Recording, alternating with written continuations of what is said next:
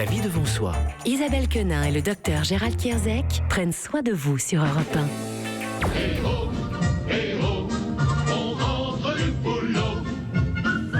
1. Les nains de Blanche-Neige sifflaient en travaillant et on rentre du boulot en chantant. Il est vrai que parfois, ça c'est un peu le rêve.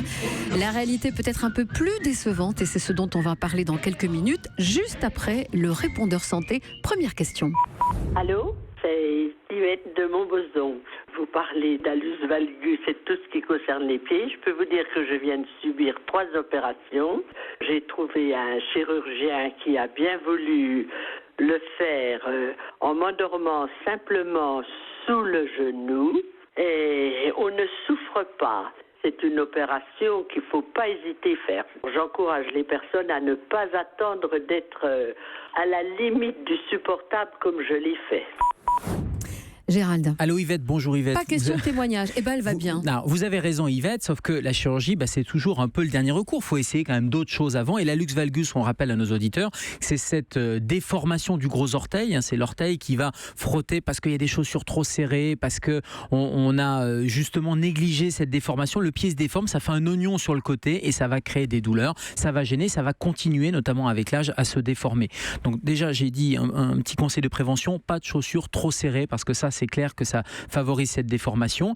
Et il y a des choses avant la chirurgie, les chaussures notamment. De filles, elles sont toujours trop serrées. Et oui, mais il faut varier les chaussures de filles, non pas en prenant des chaussures de filles et des chaussures de garçons, mais en variant des talons hauts, des talons bas, des chaussures qui serrent, des chaussures qui sont un peu plus lâches. Ça évite l'allux valgus. Et puis on va voir son podologue, parce que le podologue va permettre déjà de faire des soins locaux qui vont diminuer la douleur et qui vont diminuer cette accélération de la déformation. Et puis éventuellement des semelles, et puis vous donnera un certain nombre de conseils. Et si vraiment ça continue à vous faire souffrir, c'est là qu'il y a de la chirurgie, avec tout le respect que je dois à mes confrères chirurgiens orthopédistes, puisque c'est eux qui sont les spécialistes des os et qui vont venir raboter, couper un petit bout de cet os.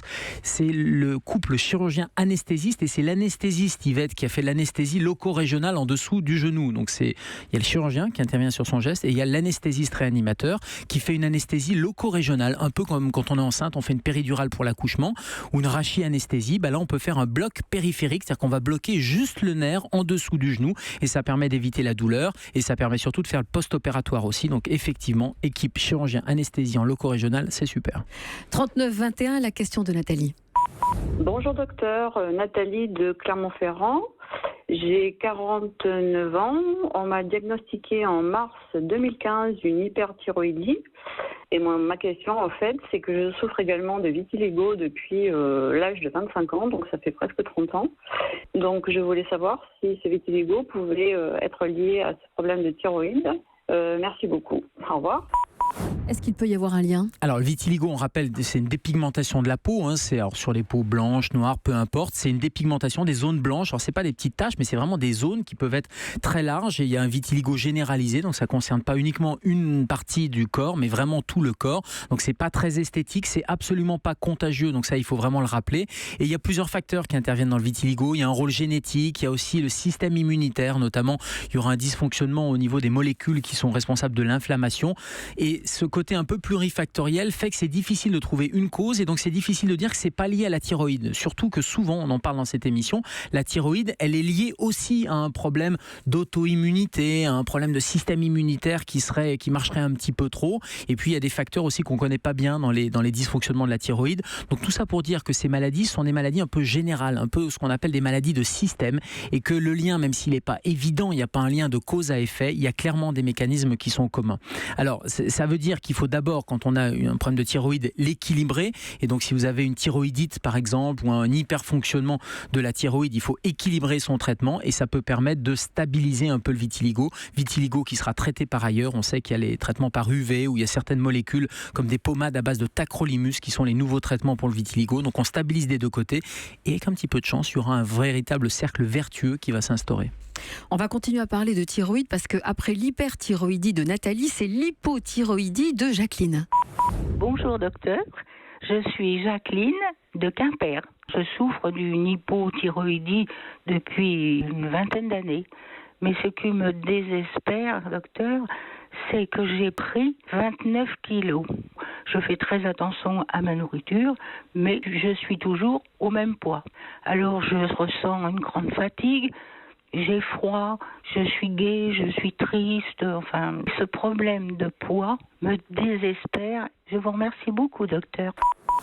Je comprends, Jacqueline, ça vous désespère. Et j'allais dire, plus ça vous désespère, là, c'est pas un cercle vertueux, mais c'est un cercle vicieux. C'est-à-dire quand on n'est pas bien, on a tendance à manger un peu différemment, voire à manger un petit peu plus. C'est ce qu'on appelle d'ailleurs les kilos émotionnels. Et on est dans ce cercle vicieux. Première chose, déjà, moi, ce qui tilte dans ce que vous me dites, Jacqueline, c'est que j'entends, vous avez froid, vous êtes un peu déprimé, etc. Donc la question que je me pose, et je vous conseille vraiment d'aller voir votre médecin, c'est est-ce que votre traitement pour la thyroïde, il est bien équilibré?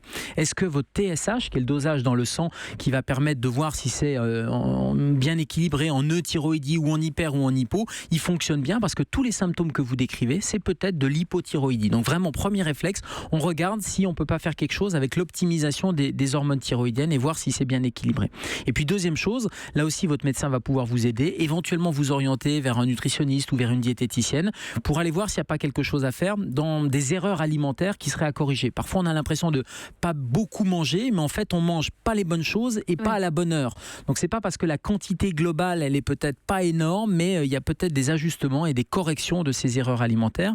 Et puis le troisième facteur, Jacqueline, c'est que notamment chez les femmes à la ménopause, il y a des facteurs hormonaux qui vont rentrer en ligne de compte aussi. Et c'est là où les traitements hormonaux substitutifs, pour aller changer les hormones, pour aller compenser les hormones, peuvent permettre là aussi de gagner en termes de kilos et éviter d'avoir des kilos qu'on a du mal à perdre.